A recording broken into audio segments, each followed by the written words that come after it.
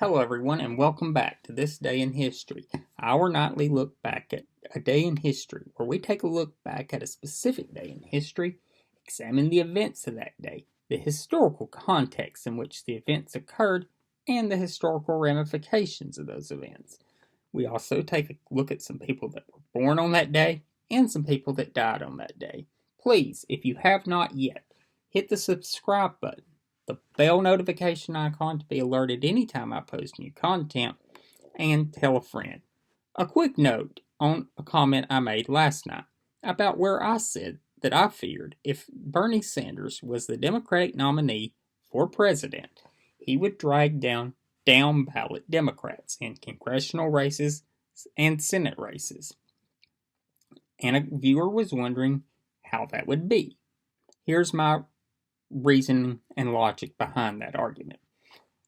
The voters that are critical to keeping the House for Democrats come from seats and districts where voters want sanity. They voted out their Republican representatives because they felt they had gone too extreme. Or the Republican was retiring and the Republican that was running was proposing being extreme positions, being a lapdog for Donald Trump. They voted for the Democrat because they were proposing sensible policy solutions, a check on Trump's power, and getting things done. Bernie Sanders is not that kind of candidate. Bernie Sanders is a flip the tables over, burn this palace down, and declare the workers' revolution type of candidate. He is not the candidate that is for forming bipartisan consensus. Also, candidates in these districts are not the candidates out there fighting for the Green New Deal or banning fracking, as Mr. Sanders proposes. They are coming from districts, some of them in Pennsylvania, where banning fracking is a huge non-starter. So,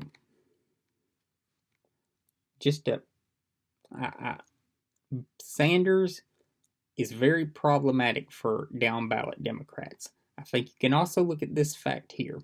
Not a single Democrat that was responsible for taking back the House has endorsed Sanders. And I know there may be a Bernie bro watching out there saying, well, what about Ilhan Omar and Rashida Tlaib and AOC? Anyone with a D after their name could have won in those districts. And by the way, Rashida Tlaib did not even have a Republican opponent in her election. She ran unopposed. She faced write-in candidates. Ilhan Omar and AOC come from two of the most Democrat districts in the country. Omar replaced Keith Ellison, who was one of the most liberal members of Congress, was one of Bernie Sanders' supporters in 2016.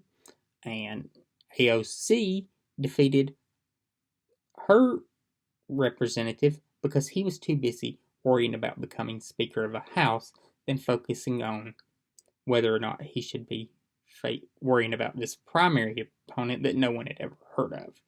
So, anyone with a D after their name could have won those districts. But the people that are really responsible for winning the House are not out there endorsing Bernie Sanders.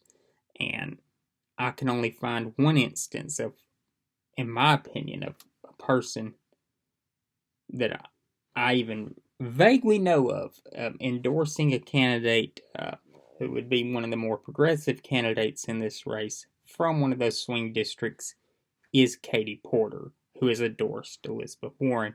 But that's her whole brand. Her economic message is almost the same as Liz Warren.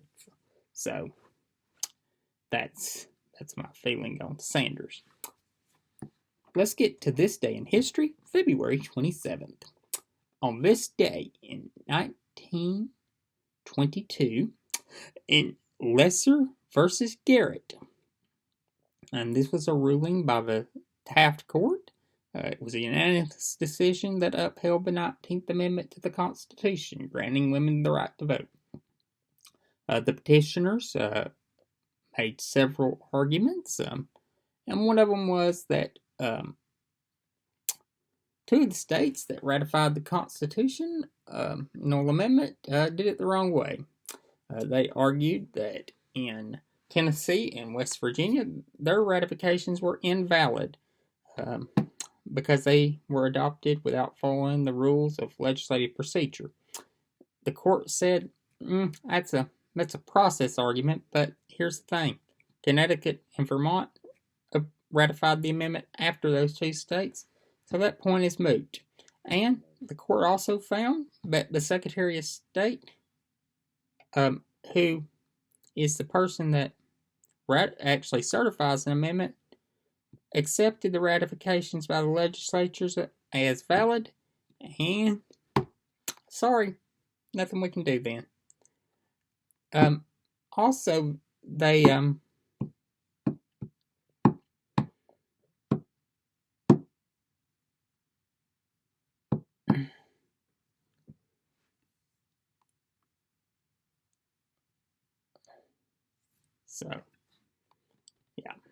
process arguments were made, and the Supreme Court said no. Actually, no. Women do have the right to vote. Sorry. For the petitioners, it's a great ruling for America. And this was, as I said, a ruling by the Taft Court. And to tell you how quickly they ruled on this, the Supreme Court doesn't move quick at all.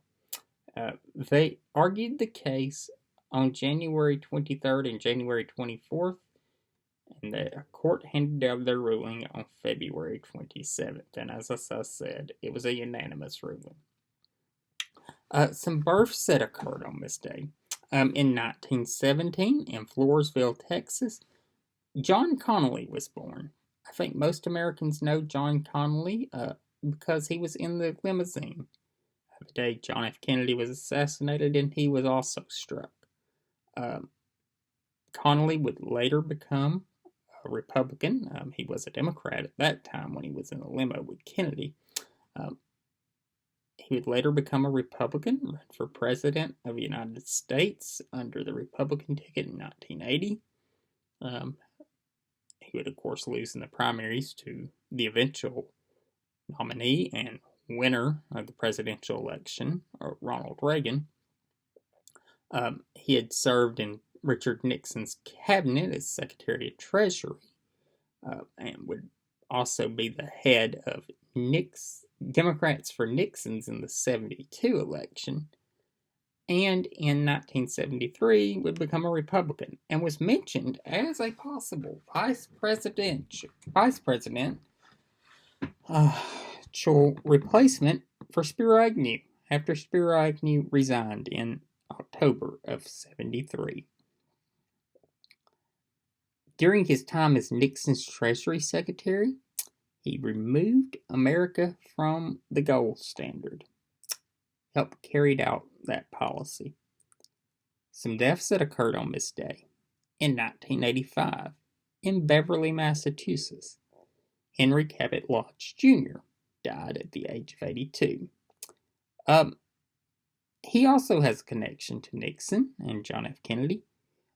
He was Richard Nixon's running mate in the 1960 presidential election, which, of course, he and Nixon lost to the eventual president and vice president, John F. Kennedy and Lyndon Johnson. This was not and it was a close election. This was also not the first close election Mr. Lodge had lost to John F. Kennedy. In 1952, while serving as senator from the great state of Massachusetts, he was defeated by Kennedy for that Senate seat, and Kennedy would go on to serve in that body until his election as president. It was a very close election. and many consider it a defining moment in that state's politics because it saw the end of the Lodge dynasty and the rise of the Kennedy dynasty. So, both were, as I said, very close elections. He would also serve as United Nations ambassador under Dwight Eisenhower, and would actually serve as an ambassador for John F. Kennedy and Lyndon Johnson. So that's all I've got for you tonight. I'll see you all tomorrow. I'm going to have my South Carolina prediction video up. And Saturday night, I'm going to record my reaction to South Carolina. And Monday, we'll have Super Tuesday predictions. Probably going to do just a list of states with Super Tuesday, how I think it'll go. So, we'll see you all tomorrow, and have a good night.